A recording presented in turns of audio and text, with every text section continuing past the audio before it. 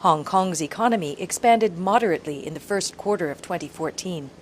Real GDP expanded 2.5% year-on-year, slightly lower than the 2.9% growth seen in the preceding quarter. Total goods exports decelerated to a 0.5% year-on-year growth in real terms in the first quarter due to the poor performance of both major advanced markets and Asian markets.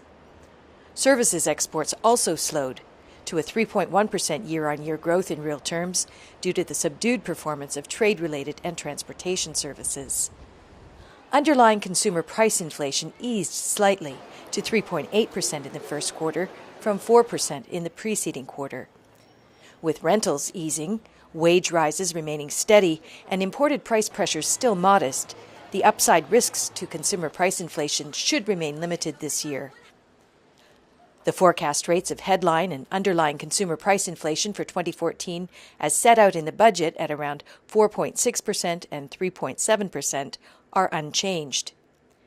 The GDP growth forecast of 3% to 4% for 2014, as announced in the budget, is also unchanged. Nonetheless, we acknowledge that the external environment is still overcast by considerable uncertainties, including the still unsteady pace of recovery in the advanced economies, and also the uncertainties associated with the U.S. Federal Reserve's tapering. In particular, the financial market pressures that they could possibly bring to emerging markets, especially those emerging markets with weaker fundamentals. And lately, the geopolitical tensions also need to be watched out.